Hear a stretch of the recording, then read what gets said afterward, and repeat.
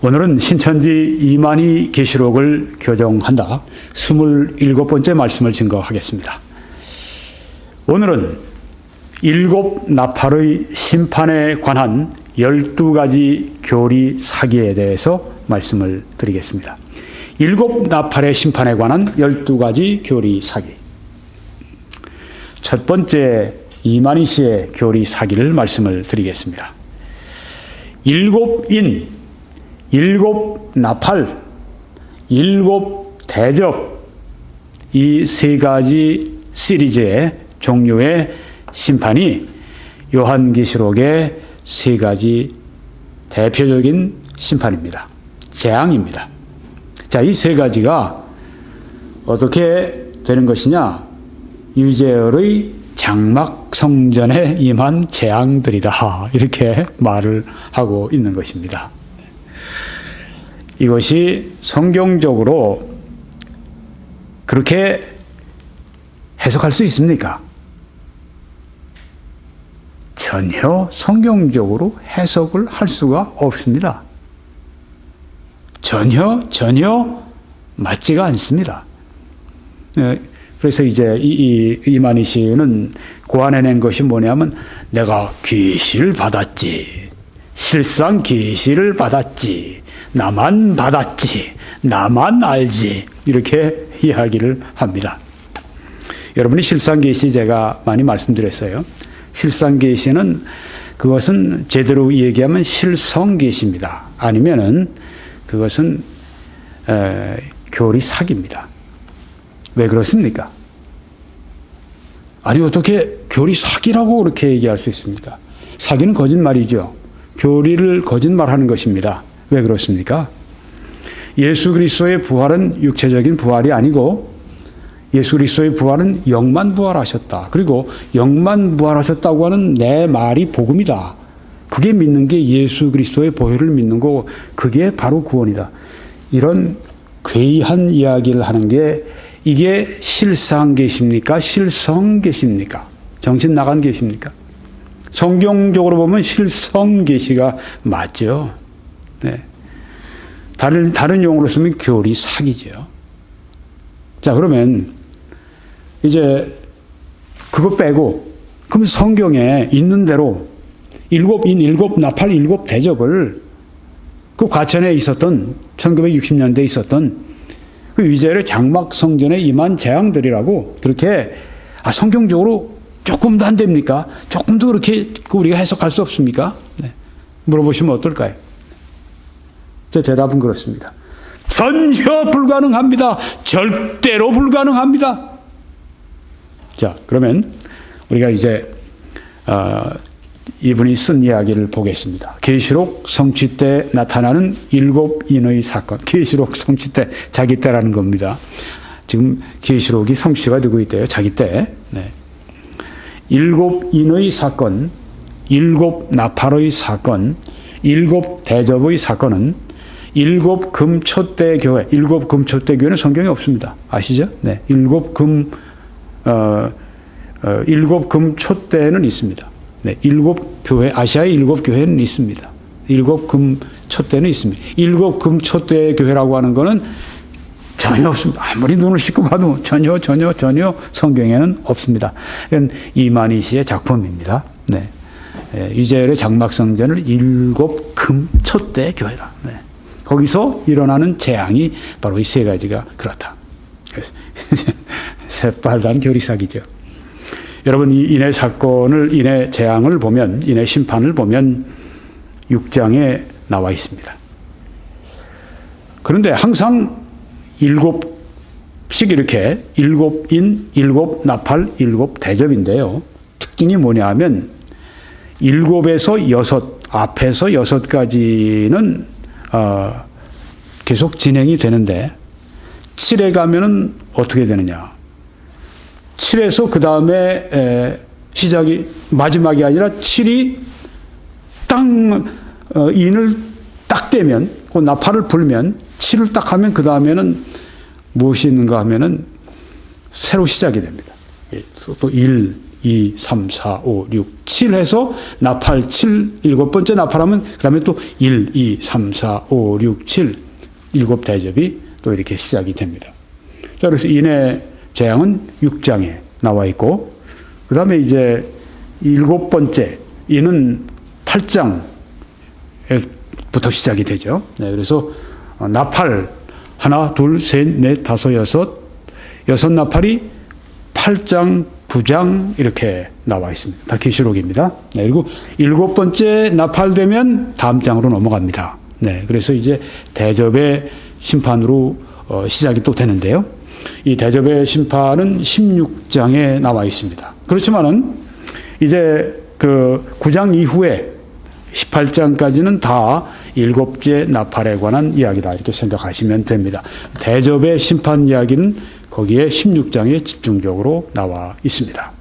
네, 그래서 이 일곱째 나팔의 심판은 최종 재앙입니다. 마지막 재앙입니다. 네, 그래서 이 일곱 인의 심판, 일곱 나팔의 심판, 일곱 대접의 심판 이 세 가지를 신천지에서는 장막 성전에 임하는 재앙들이다 이렇게 교리 사기를 하는 것입니다. 개혁주의에서는 어떻게 봅니까? 이 세 가지 재앙은 교회 시대에 지금 우리 주님 오신 때부터 우리 주님 오실 때까지 교회 시대 박해자들에게 교회를 박해하는 사람들에게 또 죄인들에게 임하는 하나님의 심판을 이 세 가지가 가리키고 있다. 인의 심판, 나팔의 심판, 대접의 심판 그거라고 하는 것입니다. 그런데요. 세대주의에서는 7년 환란기다 이렇게 말을 합니다. 7년 환란기는 아직 안 왔습니다. 미래 장래에 올 것입니다. 7년 환란기에 세상의 죄인들에게 임하는 심판이다. 죄악 세상을 심판하시는 그 심판이 인의 재앙, 나팔의 심판 또한 대접의 재앙, 심판이라고 그렇게 보는 것입니다. 그래서요. 또 그 환란기에 일어날 이 심판, 특별히 나팔의 심판을 보면 나팔 심판뿐 아니라 인의 심판, 또 대접의 심판 다 마찬가지입니다만 나팔의 심판은 지구 전체에 영향을 미치게 되는 실제적인 또 문자적인 또 물리적인 그런 사건들이다 하는 것입니다. 아주 실제적으로 문자적으로 물리적으로 그리고 그렇게 일어난다고 하는 것입니다. 그래서 일곱 인, 일곱 나팔, 일곱 대접이 장막 성전에 임한 재앙들이다 하는 것은 새빨간 교리 사기입니다. 두 번째 교리 사기는 이것입니다. 여섯 나팔, 첫째 나팔, 둘째, 셋째, 넷째, 다섯째, 여섯째, 그래서 여섯째까지, 첫째에서 여섯째, 여섯 개의 나팔은 재앙을, 나팔이 불 때마다 재앙이 나오는 것이요. 이 사람 얘기입니다. 이만희라는 사람의 얘기입니다. 일곱째 나팔을 불면 그 다음엔 재앙이 나오는 게 아니라 구원이 나온다. 이렇게 그 교리 사기를 합니다. 물론 잘못됐죠. 네, 여기 직접 인용해 봅니다. 여섯 나팔은 하나님의 진노로 이방으로 쫓겨간 선민이 당하는 재앙을 알리는 것이요. 일곱째 나팔은 구원을 알리는 것이다. 네, 여기 뭐 선민은 아마 신천지 얘기하는 것 같아요. 자기를 포함해서. 네. 그래서 일곱째 나팔은 구원을 알린다. 그럴까요? 성경에 보면 계시록 11장 15절에 보니까 일곱째 천사가 나팔을 불매. 자, 일곱째 천사가 빰빠람 하고 나팔을 불었어요. 자, 그 다음에 어떤 일이 있었습니까? 하늘에 큰 음성들이 나서 이르되 세상 나라가 우리 주와 그의 그리스도의 나라가 되어 그가 세세토록 왕 노릇하시리로다. 이렇게 큰 음성이 울려 퍼졌습니다. 자, 여기에 그럼 일곱째 천사가 나팔을 불었는데 구원을 여기에 말했네요. 이것뿐만이 아니죠. 우리가 8장에 보게 되면 거기에도 이 인을 일곱째 인을 띄었을 때 어떤 일이 있었습니까? 그 다음 갑자기 하나님의 심판이 임한 것이 아니라 반 시간 동안 30분 있죠. 고요했습니다. 모든 피조물들이 찬송을 멈추고 고요해졌습니다. 왜? 곧 다가올 하나님의 심판에 대한 그 기대감 때문에 마치 태풍 직전의 고요함처럼 태풍의 눈처럼 아주 고요했습니다. 여기도 마찬가지입니다. 일곱째 나팔은 이제 심판을, 마지막 재앙, 심판을 알리는 것인데, 일곱째 천사가 나팔을 빰빰 불고 나니까 그 다음에 어떻게 됐습니까? 갑자기 하나님의 심판이 임한 것이 아니라 여기도 먼저, 여기에서는 음성이 들렸습니다. 세상 나라가 우리 주와 그의 그리스도의 나라가 되어 그가 세세토록 왕노릇 하시리로다. 이렇게 큰 음성이 울려 퍼졌습니다. 그럼 구원의 그 음성이 맞네요. 여기에 지금 이분이 말하는 게 맞네요. 일곱째 나팔은 구원을 알리는 것이라고 말했는데, 목사님은 왜 이거 교리사기라고 얘기를 합니까? 성경이 이렇게 말씀하기 때문입니다. 네. 요한계시록 15장 1절로 가보면, 또 하늘에 크고 이상한 다른 이적을 보매 일곱 천사가 일곱 재앙을 가졌으니 곧 마지막 재앙이라 하나님의 진노가 이것으로 마치리로다. 이게 언제 나온 거죠? 우리가 조금 전에 봤던 11장 15절에 일곱째 천사가 나팔을 빵빵 불었습니다. 그 다음에 12, 13, 14 이제 다른 말씀들이 이제 나오는 것 같은데, 여기에 이 말씀이 나오죠. 15장에 일곱 천사가 일곱 재앙을 가졌는데 마지막 재앙이라고 했습니다. 일곱째 나팔이 분 다음에 큰 음성이 들려서 이제 세세토록 그리스도가 왕노릇 하신다는 그 말씀이 있고 난 다음에, 그 다음에 나오는 말씀이 이겁니다. 일곱째 천사가 나팔을 분 다음에 일곱 천사가 나왔습니다. 그들은 다 하나씩 재앙을 가지고 왔습니다. 그래서 일곱 재앙을 가졌습니다. 근데 그 재앙은, 일곱 천사가 가진 일곱 재앙은 무슨 재앙이냐면 마지막 재앙이라고 했습니다. 이게 일곱째 천사가 나팔을 빵빵 불고 난 다음에는 나타난 것이 일곱 천사고, 그들이 일곱 재앙을 가졌고, 그것은 이제 마지막 재앙이라고 했습니다. 그러니까 일곱째 천사가 빵빵 부른 다음에 어떤 재앙이 왔냐면 마지막 재앙이 온 것입니다. 16장 1절 가니까 그 재앙을 설명합니다. 또 내가 들으니 성전에서 큰 음성이 나서 일곱 천사에게 말하되 너희는 가서 하나님의 진노의 일곱 대접을 땅에 쏟으라, 이렇게 말씀을 전했습니다. 자, 일곱 재앙을 가진 일곱 천사가, 마지막 재앙을 가진 천사들이 있는데, 그에게 또 누가 달려와서 한 말이 일곱 대접을 땅에 쏟으라. 그러니까 일곱 천사가 가지고 있는 일곱 재앙은 마지막 재앙인데, 그 재앙이 무슨 재앙이냐? 여기에 일곱 대접의 재앙이다. 그렇게 말씀한 것입니다. 그런데 이 일곱 대접의 재앙은 일곱 천사가 가지고 온 마지막 재앙인데, 이들은 언제 나타났습니까? 일곱째 나팔이 빰빠람 불고 난 다음에 나타난 것이 일곱 천사가 일곱 재앙을, 마지막 재앙을 가지고 나타났는데, 바로 그것이 일곱 대접의 재앙과 심판이라고 하는 것입니다. 그러니까 일곱째 나팔은 결국은 무엇을 말씀하는가? 마지막 재앙을, 일곱 대접의 재앙을 선언하는 것이라고 하는 거죠. 구원을 알리는 것이다? 아닙니다. 그것은 앞에 있는 말씀이고 결국은 재앙을 말씀하는 것입니다.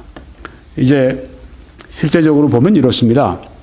첫째 나팔, 둘째, 셋째, 넷째 나팔은 불고 나면 지구의 생태계가 파괴가 됩니다. 그 다음에 다섯째, 여섯째 나팔이 울려 퍼질 때, 그때는 악령들이 사람을 공격합니다. 9장에 나오게 되죠. 네. 그 다음에 일곱째 나팔은 무엇인가? 구원이 아니라 마지막 재앙입니다. 여러분이 오른쪽에 일곱째 나팔, 오른쪽에 사진을 보시면 대접이 있습니다. 7이라고 되어 있습니다. 일곱 대접이라고 하는 것입니다. 그러니까 마지막 재앙, 일곱째 나팔은 무엇을 가리키느냐? 일곱 대접의 심판, 일곱 대접의 재앙을 말하고 있는 것이다. 네, 그래서 앞에 6개는 다 재앙이고 7개는 구원이다. 틀린 말이죠. 성경에 없는 말이에요. 자기 멋대로 만들어낸 말이에요. 그러니까 이만희 계시록이라고 제가 하지 않습니까? 요한계시록이 아니에요. 요한계시록을 쓸 뿐이죠. 이만희라고 하는 사람이 자기의 소설을 쓰기 위해서, 악한 소설을 쓰기 위해서, 소설이라면 아주 굉장히 좋은 표현을 해준 겁니다. 네. 요한계시록을 이용한 것입니다. 이제 계속 여러분들이 이제 아시게 될 겁니다. 두 번째 교리사기는 이것입니다. 여섯 나팔은 재앙이고 일곱째 나팔은 구원이다. 네, 틀렸죠. 네, 교리사기입니다. 세 번째 교리사기는 이것입니다. 나팔은 말씀을 대언하는 육체다. 이것은 이제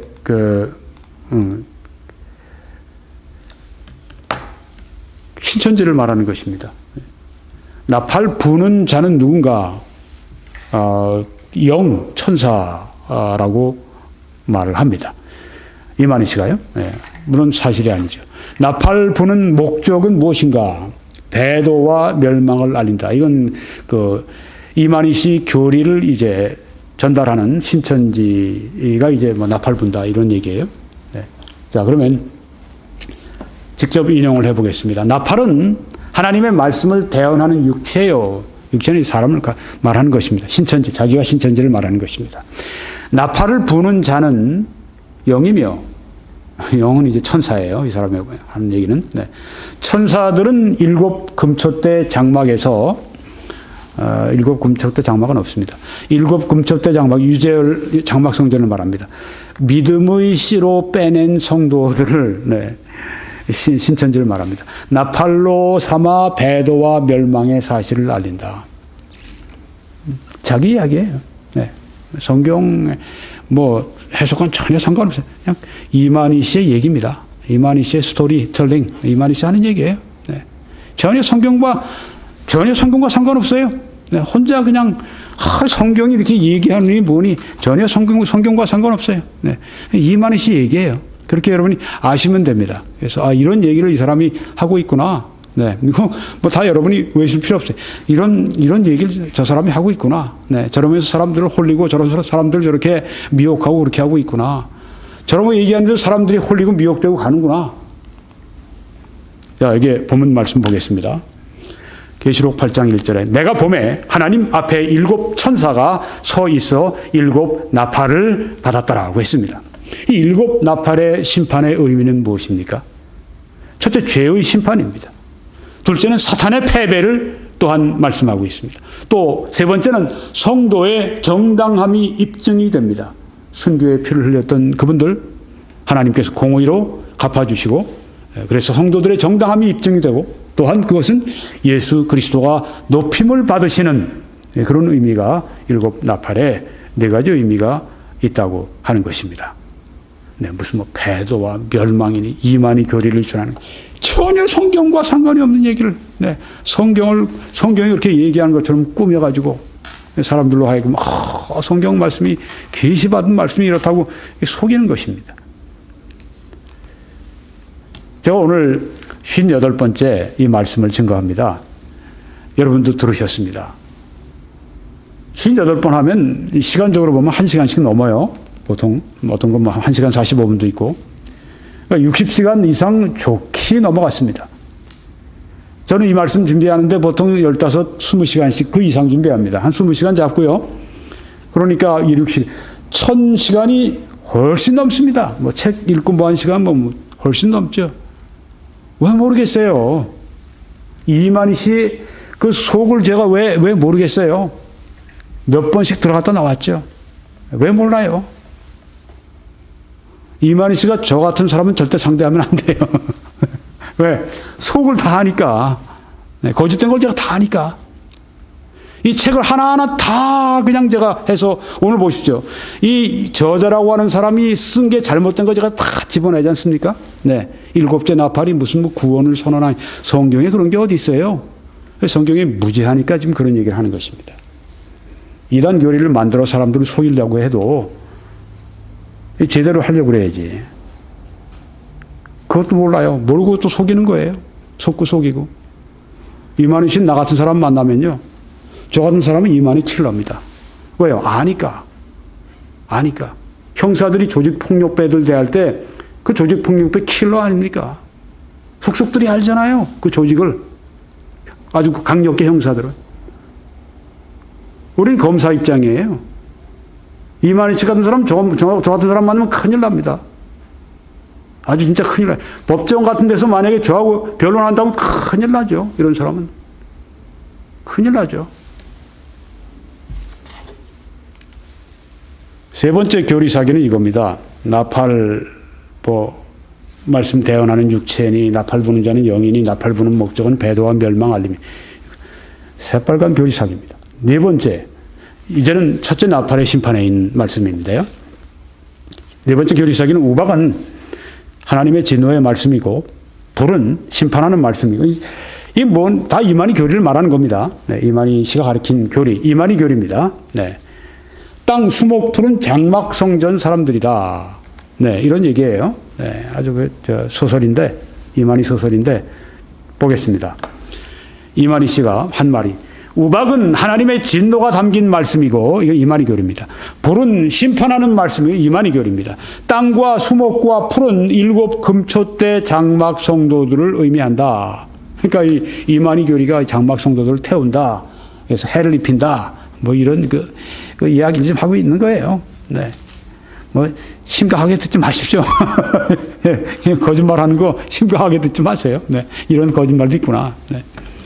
자, 이 말씀 보면 첫째 천사가 나팔을 부니 피 섞인 우박과 불이 나서 땅에 쏟아지매 땅의 3분의 1이 타서 사위고 수목의 3분의 1도 타서 사위고 각종 푸른 풀도 타서 사위더라.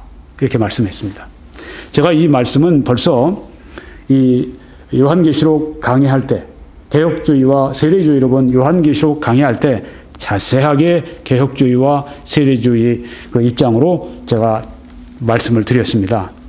그래서 저와 함께 요한계시록을 공부하시는 분들은 세 가지 면에서 보시는 겁니다. 개혁주의 입장에서 요한계시록을 공부하시고, 세대주의 입장에서 요한계시록을 공부하시고, 공부한 걸 가지고 이만희 계시록을 우리가 심판하고, 이만희 계시록을 우리가 분명하게 해부하고, 이단 그 교리인 걸 우리가 찾아내고, 그러니까 삼중으로 보시는 거예요. 이렇게 세계에서 이렇게 요한계시록을 가지고 한 번 강의하면서 이 세 가지 각도에서 보는 이런 그 계시록 강의는 아마 처음일 겁니다. 네, 저는 본 적이 없어요. 하나님께서 이렇게 인도하셨는데요. 자, 그래서 말씀드리고자 하는 것은 이만희 계시록 교정한다만 보시면 이건 절대 안 됩니다.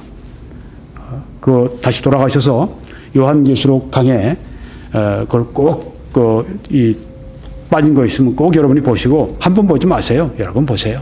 그래서 아주 익히시기 바랍니다. 아주 그냥 요한계시록에 대해서는 통이 되세요. 요한계시록은 내가 누구에게도 내가 요한계시록 때문에 내가 서러움 받지 않는다. 요한계시록 가지고는 내가 누구에게도 내가 논쟁을 해도 내가 지지 않는다. 요한계시록이 이것이 어떤 것이고 여러분이 정말 통달하시기를 바랍니다. 그럼 하나님 귀하게 쓰실 거예요. 자, 그러면 이런 그 수목의 3분의 1이 불타고 이런 것들은 다 무슨 심판을 말하는가? 개혁주의에서는 교회 시대를 말하는 것이니까. 교회 시대에 교회 박해자들과 죄인들에게 임하는 심판을 상징적으로 말씀하는 것이다. 세대주의에서는 실제적으로 보니까 7년 환란기에 세상의 죄인들에게 임하는 심판인데 어떤 심판입니까? 이 심판은 지구 전체에 영향을 미치는 실제적인 심판이고 문자적인 사건들이고 물리적인 재앙들이다. 이렇게 본다고 하는 것입니다.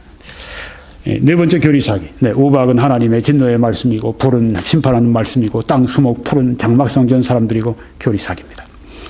다섯 번째 교리사기는 이것입니다. 땅, 수목의 3분의 1이 탄다.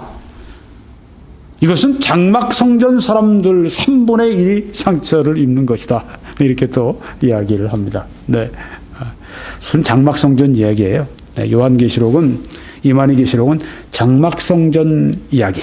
이렇게 우리가 그 제목을 붙이면 딱 맞습니다. 네. 장막성전의 그 전쟁 이야기.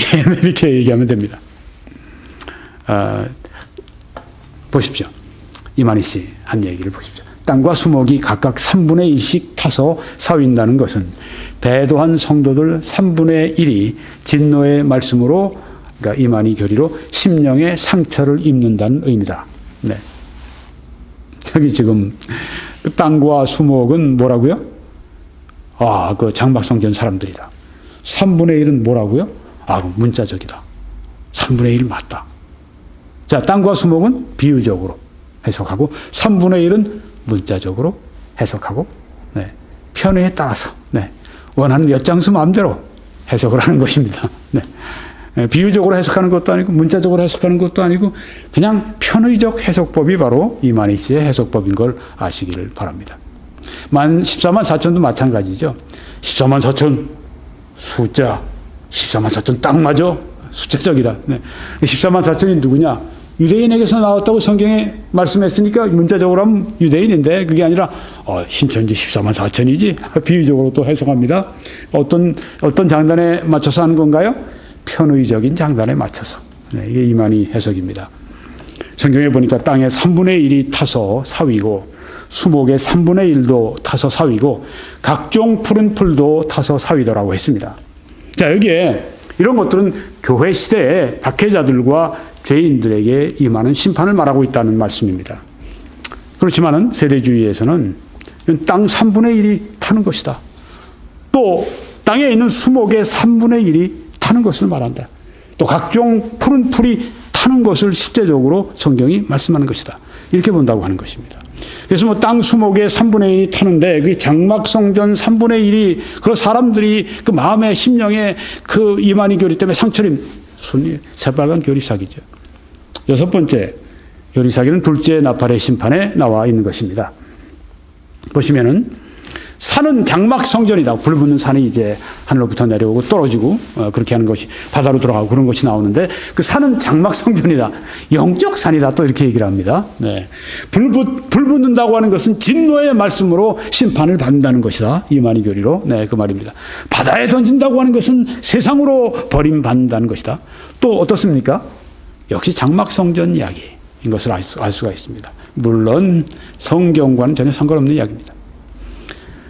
인용합니다. 산은 배도한 7금초대 교회 장막성전이 불이 붙었다 하면 진노의 하나님의 말씀으로 심판받았다는 뜻이다. 불 붙는 산과 같은 것이 바다로 던져졌다고 하는 말은 세상으로 버림받았다는 뜻이다. 이렇게 얘기를 합니다. 자, 여기에 둘째 천사가 나팔을 부니 불 붙는 큰 산과 같은 것이 바다에 던지음에 바다의 3분의 1이 피가 되었다고 이렇게 말씀을 했습니다.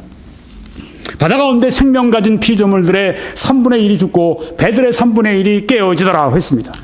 3분의 1의 바다가 피가 되고 생명 가진 바다 생물, 해양 생물들이 3분의 1이 죽고 또한 배들의 3분의 1이 깨졌는데 배에 타고 있던 사람도 역시 죽었겠죠. 네. 이것은 뭘 가르치느냐? 개혁주의에서는 초림에서 재림 때까지 교회 시대에 주님께서 바다에서 교회의 박해자들에게 죄인들에게 고통과 괴로움을 주신다는 말씀이다.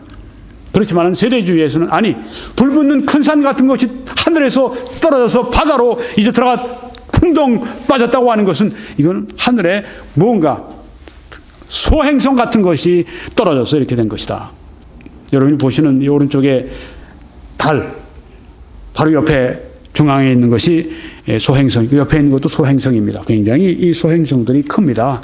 크고 작은 것들이요 토성과 목성에 이렇게 무수하게 헤아릴 수 없이 많은 소행성들이 있어서 언제든지 궤도를 이탈해서 지구로 온다면 능히 그런 일들이 일어날 수 있다. 이렇게 믿는 것입니다. 그래서 산이 장막성전이요 불 붙는 게 진노의 심판의 말씀으로 심판받는 것이요 바다에 던지는 것이 세상으로 버림받는 것이 다 새빨간 교리사기입니다.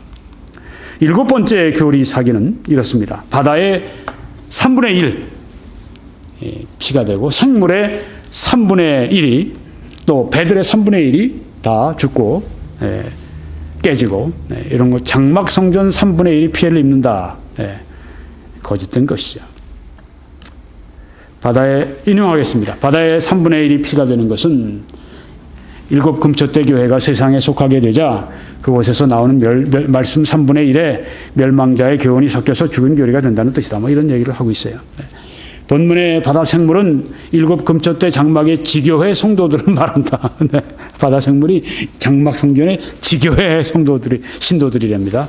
배들의 3분의 1이 깨어지는 것은 지교회, 장막 성전 지교회 3분의 1도 무너진다는 의미다. 이런 식으로 교리 사기를 하는 것입니다. 이것은 무엇을 말하는가? 교회 시대에 박해자들과 죄인들에게 임하는 심판을 말한다. 개혁주의 해석입니다.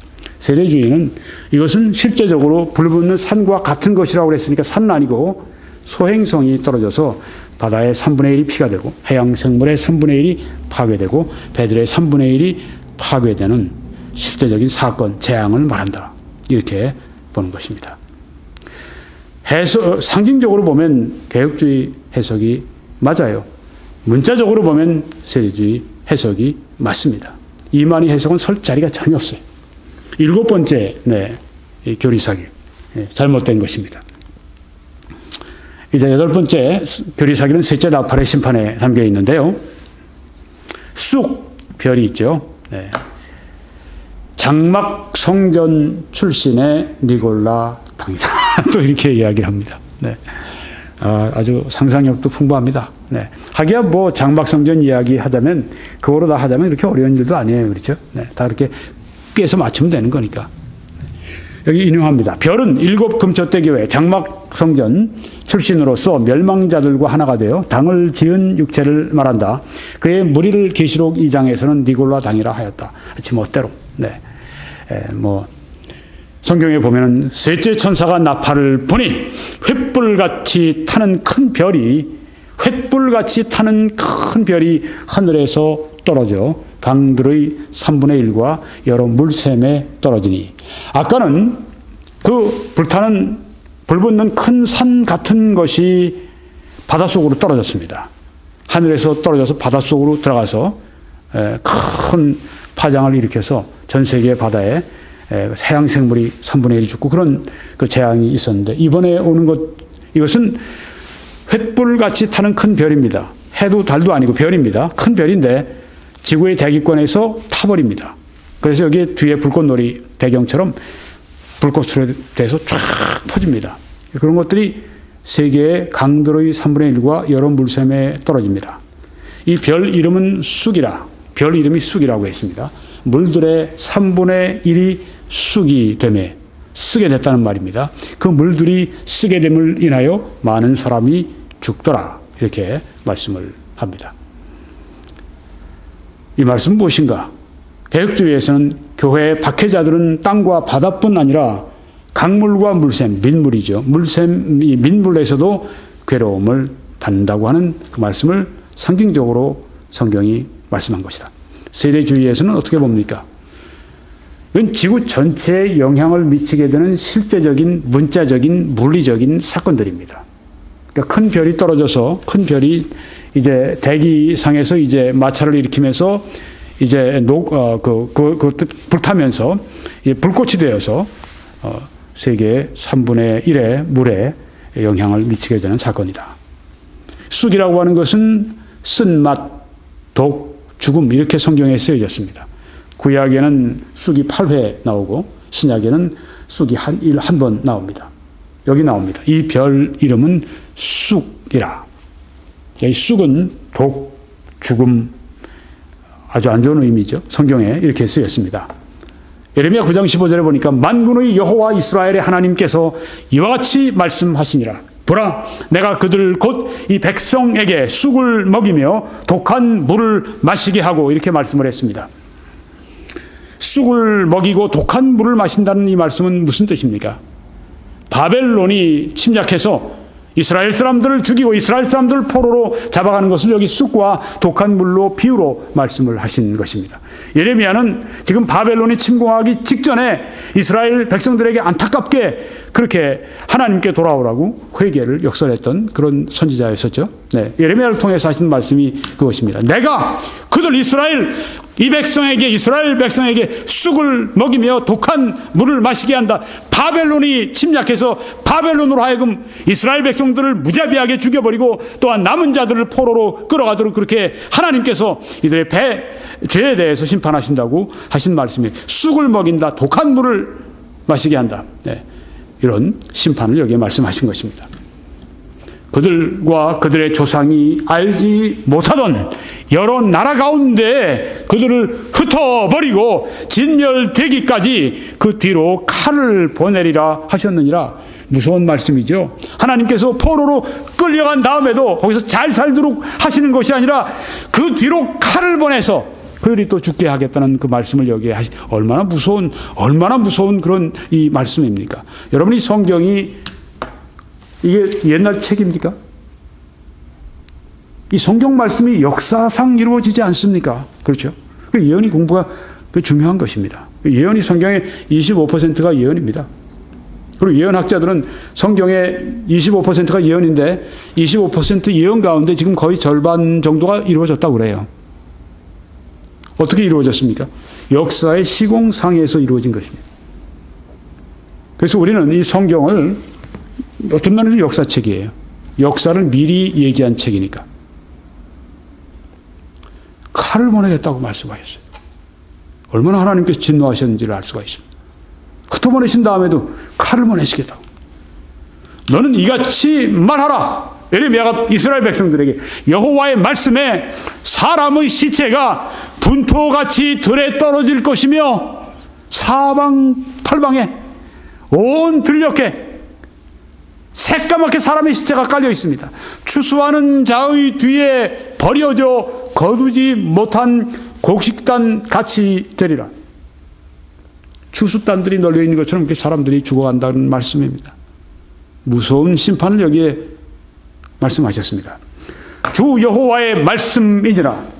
심판의 이유를 말씀하십니다. 네가 잿물로 스스로 씻으며 네가 많은 비누를 쓸지라도 네 죄악이 내 앞에 그대로 있으리니. 심판의 이유가 바로 죄악 때문이었다고 하는 것을 알았습니다. 사람들은 죄가 쾌락이 있다고 생각하고 죄를 지음으로 말미암아 자기가 잘 살 수 있다고 생각하고 죄를 지음으로 말미암아서 자기가 행복할 수 있다고 크게 오해를 하고 있습니다. 죄는 원수입니다. 죄는 재앙입니다. 죄는 질병과 같은 것입니다. 죄는 무섭습니다. 사람을 파괴합니다. 가정을 파괴합니다. 교회를 파괴합니다. 사회를 파괴합니다. 세상을 파괴합니다. 죄는 무서운 파괴자입니다. 죄를 품지 마세요. 파괴를 품는 것이고 또한 하나님의 심판과 재앙을 자초하는 일이 된다고 하는 것입니다. 버려야 합니다. 또 계속 말씀하십니다. 심판의 이유를 네가 어찌 말하기를 나는 더럽혀지지 아니하였다. 자기는 죄를 짓지 않았다는 말이에요. 바알들의 뒤를 따르지 아니하였다 하겠느냐. 이스라엘 자손이 여호와의 목전에 악을 행하여 바알들을 섬기며 라고 말씀을 했습니다. 사사기 2장 11절에 나오는 말씀입니다. 하나님께서 이스라엘 백성들에게 하신 말씀입니다. 그들이 여호와 내 앞에서 바로 내가 보는 앞에서 악을 행하여 바알들을 섬겼다고 했습니다. 바알들은 가나안의 신들입니다. 이 바알의 뜻이 무엇인가 하면 주, 남편, husband, lord 그런 뜻입니다. 바알 바알 이렇게 사람들이 바알 신을 부릅니다. 바알 바알 바알이여 바알이여. 이거 뭐냐면 주님 주여 주여 이 말이에요. 우리도 주님 하지 않습니까? 바알 신을 섬기는 이 자들은 주님 남편 이렇게 얘기하는 것입니다. 이스라엘을 하나님께서는 비유로 말씀하실 때 부인으로 아내로 그렇게 비유하신 적이 있습니다. 그러니까 이스라엘에게 하나님은 비유로 볼 때 남편이시죠. 비유적으로. 남편, 하나님 참 남편 비유적으로 떠나서 이제는 남편이 아닌 자를 바알을 남편하고 쫓아가니까 이 여자는 어떤 여자입니까? 영적 음행하는 여자죠. 이 사사기 2장 17절에 다른 신들을 따라가 음행하며 말씀했습니다. 영적 음행이라고 하는 것은 하나님 외에 다른 것을 섬기는 것을 말합니다. 그것이 바알이라고 하는 어떤 그런 가나안 신이 될 수도 있고 그 외에 다른 어떤 종교적인 신이 될 수도 있고 그것이 어떤 면에서는 돈이 될 수도 있고 자식이 될 수도 있고 하나님 대신에 하나님 자리를 차지하는 모든 것은 다 바알이 된다고 하는 것입니다. 영적 음행이 된다고 하는 것입니다. 그것은 심판의 이유가 된다고 하는 것을 오늘 이 본문 말씀이 알려주고 있습니다. 떠나야 합니다. 죄를 떠나야 합니다. 그래서 이 쑥, 별, 이게 장막성전 출신의 니고라당이다. 형편없는 교리사기입니다. 9번째 교리사기는 강은 전도자요. 강, 아까 나왔죠. 물샘 나와. 물샘은 목자요. 물의 3분의 1이 쑥이 된다. 쓰게 된다고 하는 것은 장막성전 교리 3분의 1이 비질게 된다. 말도 안 되는 교리사기를 지금 하고 있는 겁니다. 성경과 아무 상관없습니다. 전혀 성경과 상관없어요. 인용을 하겠습니다.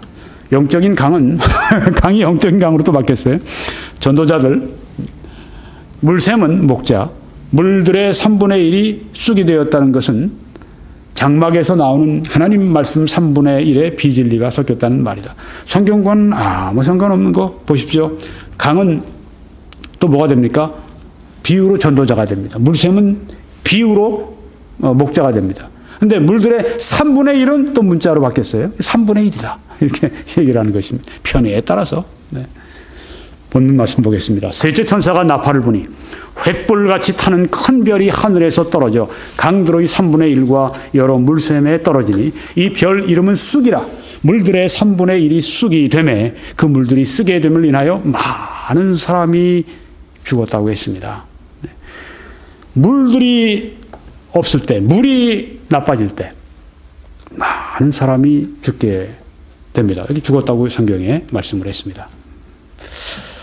개혁주의에서는 어떻게 이것을 봅니까? 교회 박해자들은 땅과 바다뿐 아니라 강물과 물샘에서도 괴로움을 받는다. 세대주의에서는 어떻게 해석합니까? 강의 3분의 1이다. 강의 3분의 1을 말한다. 이 세상에 강의 3분의 1이 그렇게 쓰게 됐다는 말이다. 물샘, 민물 3분의 1이 쓰게 됐다고 하는 얘기다. 이렇게 실제적으로 본다고 하는 것입니다. 이렇게 보면 재앙이 엄청난 것이죠. 그래서 이 강이 전도자가 되고 물샘이 목자가 되고 물 3분의 1이 쑥이 되고 쑥이 돼서 장막성전 교리 3분의 1이 비질이가 새빨간 교리사기입니다. 10번째 교리사기는 이것입니다. 쑥이 된 물을 마시고 죽는 3분의 1이 누구냐? 장막성전 사람들이다. 여전히 장막성전 이야기인 것을 여러분이 장막성전 계시록 아실 수가 있습니다. 근데 쑥이 된 물을 마시고 죽은 사람이 성경에 3분의 1이라고 했던가요? 조금 전에 보셨습니다. 3분의 1이 죽었나요? 아닙니다. 왜요? 많이 죽었다고 말씀했죠, 아까. 네. 그렇죠? 여러분 보셨죠? 다시 한번 보시겠어요? 네. 네. 그 물들이 쓰게 됨을 인하여 3분의 1이 죽었더라? 맞습니까? 많은 사람이 죽었다고 했잖아요. 거짓말하고 있잖아요.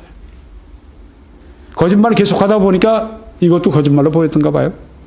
참, 많은 사람이 죽었다 하는데 3분의 1이 죽었다. 장막성전 3분의 1이 심령의 상함을 받았다. 숫자로 하려면 숫자는 맞춰야죠. 아니 이단 교리를 만들래도 숫자를 맞추려면 숫자를 제대로 맞춰야지 이 말이지. 많은 사람이 어떻게 3분의 1로 보입니까? 그것도 계시받아 이렇게 된 겁니까? 참 기가 막혀서. 새빨간 교리사기입니다. 10번째 교리사기는 틀린 것이죠. 쑥이 된 물을 마시고 죽게 되는 사람 3분의 1은 일곱 금초대 교회 성도들이다. 보셨습니다. 많은 사람이 죽었다고 했습니다. 3분의 1이 아닙니다. 틀린 말입니다. 넷째 나팔의 심판에 이제 두 가지가 교리사기가 있는데요. 첫째는 해는 지교회 목자들이다. 달은 전도자들이다. 별들은 장막 성전 신도들이다. 네, 역시 교리사기입니다. 읽어보겠습니다. 해는 7사제와 그들에게 속한 지교회 목자들이다. 달은 전도자들이라. 별들은 그 성도들이다. 제가 지금 2번 말씀드리는 이유는 제가 그냥 하는 말이 아니라 이 사람이 직접 하는 얘기를 여러분들이 확인하시도록 제가 드린 것입니다. 그 다음에 보세요. 해달별이 침을 받아, 침을 하나는 제가 생략을 합니다. 3분의 1씩 어두워지고 낮 3분의 1과 밤 3분의 1이 비침이 없다는 것은 이만큼 하겠습니다. 계속해서 거짓말 하는데 다 읽을 필요 없고. 네. 여기서도 비유적으로 또 문자적으로 편의적으로 마음대로 하는 것입니다. 성경에 보시면 내가 또 보고 들으니 공중에 날아가는 독수리가 큰 소리로 이르되 땅에 사는 자들에게 화가 있으리니 이는 새 천사들이 불어야 할 나팔 소리가 남아 있음이로다 하더라 하고 했습니다. 이것은 박해자들과 죄인들에게 임하는 심판의 경고를 말씀하고 있다. 개혁주의의 이해입니다. 세대주의는 어떻습니까? 해 3분의 1이 어두워졌다면 이건 해를 말하는 것이다. 달 3분의 1이 어두워졌다면 달을 말하는 것이다. 별 3분의 1이 어두워졌다면 이건 별을 말하는 것이다. 대단한 재앙이죠. 네. 그래서 뭐 해와 달과 별들이다, 뭐 장막성전에 이런저런 사람들이다. 교리 사기입니다. 마지막 12번째 교리 사기는 이것입니다. 독수리가 천사장이다. 네. 또 화를 당하는 땅의 거주자들이 장막성전 신도들이다. 네. 끝까지 장막성전 신도들로 끝나죠. 네. 장막성전 이야기. 물론 교리 사기입니다. 독수리는 천사장 화를 당하게 되는 땅에 거하는 자들은 일곱 금처 때 장막성도를 말한다. 네, 인용했습니다. 여기에 이 독수리가 화라고 하면서 땅에 거하는 사람들에게 앞으로 다가오게 될 다섯째 나팔, 여섯째 나팔, 일곱째 나팔의 심판에 대해서 경고했습니다. 교회 시대에 박해자들과 죄인들에게 임하는 심판을 말씀하고 있는 것이다. 그런데 세대주의에서는 아니 7년 환란기에 세상의 죄인들에게 임하는 심판을 말씀하고 있는 것이다. 이렇게 본다고 하는 것입니다. 그래서 독수리가 뭐 천사장이요. 성경에 이런 게 있습니까? 없죠. 화를 당하는 땅의 거주자들이 이 세상 사람들인데 이 장막성전 신도들이요. 형편없는 거짓말입니다. 결론을 짓고 마치겠습니다. 오늘 일곱 나팔의 심판에 관한 12가지 교리 사기에 대해서 말씀을 드렸습니다. 일곱 나팔의 심판이 임하는 시는 장막성전에 임하는 재앙들이다. 이렇게 교리 사기를 했습니다.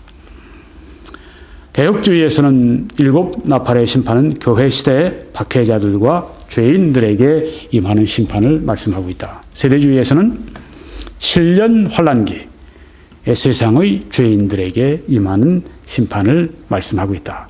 그러니까요, 개혁주의와 또 이 세대주의의 공통점이 무엇입니까? 죄인들을 심판하시는 바로 그 심판이 일곱 나팔의 심판이다 하는 것이죠. 시기가 다릅니다. 개혁주의는 지금 이 시대, 교회 시대를 말합니다. 세대주의는 앞으로 오는 장래 시대, 7년 환란기를 말합니다. 또한 개혁시대에는 상징적으로 해석을 합니다.